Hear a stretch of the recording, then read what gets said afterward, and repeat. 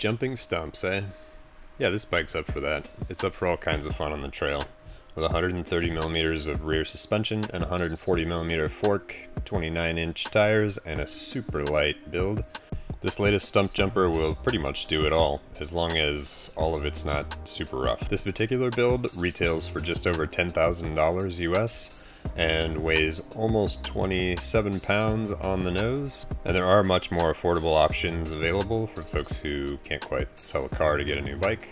Although I gotta say, it's really cool to hear all those cute little robots moving around underneath you while you shift and move the saddle. It's pretty entertaining. Apart from folks who have really painful arthritis, I'm not super sure what the point of electric shifting is, but it's fun to play with. Speaking of fun, this lightweight bike is a blast to climb on. With the compression switch flipped in the middle, it has plenty of traction on technical climbs, and with it flipped all the way closed, the bike's almost a hardtail. I was able to do most testing with the switch in the middle, getting plenty of traction on climbs and ample support on the way back down, and it was nice to have an even smoother setup when I wanted it. I kind of figured that the flex stays would make the bike a little more jittery and rigid than, say, a horse length system, but that really wasn't the case. This is a super supportive suspension platform that also can be set up so it's super comfortable on longer adventure rides. Then when it's gravity's turn, you can really feel that the engineers who designed the suspension platform worked with the folks at Fox to create this shock tune. It's notably more supportive on rough sections of trail than I would expect from a 130 millimeter bike. And you can certainly find the limits of the suspension, but it takes a little more work than I had expected. And up until I was hitting some harder compressions and really rolling through larger rock gardens where the rocks were significantly larger than my fist, it really rolled nice and dealt with the bumps impressively. With the frame being a little lighter weight than I'm used to, coupled with that nice stiff rear end, I did get the rear end to break loose pretty easily on off-camber stuff, but once I got used to the bike, it came around just fine. Additionally, the stump jumper's lightweight and short chainstays made it a little bit trickier than some bikes in the test to keep the front end on the ground. And that's just, again, something that I had to get used to, coming from riding bikes that are a lot heavier than this. And once I got a feel for how the bike wanted to be ridden, it was a ton of fun to climb on. Now jumping into the frame for a second, I really love the SWAT box and the SWAT tool in this frame. I wish that all bike brands could start doing things like that. And I understand that, like putting a water bottle on some frames, it's potentially a pretty big headache for engineers who are already trying to work on just making the bike ride well and keeping it at a certain weight. But it is super cool to always have a pump and a tube and a lever and an extra gel inside the frame strapped in so it's nice and quiet, and you never have to worry about whether you remember those things. They're just always in the bike.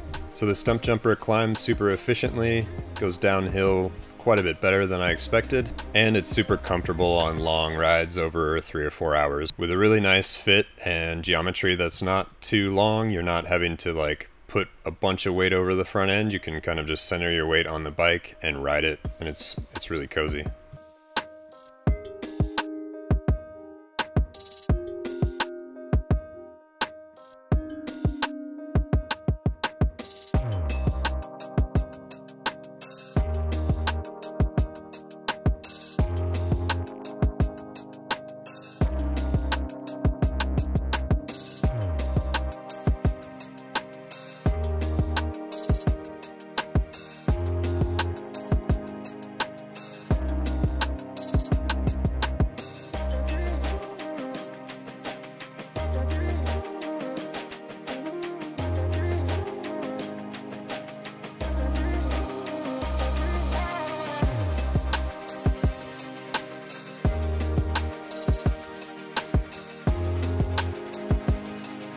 To say who the stump jumper is for, I'll first say who it's not for. It's really not for somebody who wants to get rid of their heavy 160mm bike and go throw this bike down the same trails just as fast.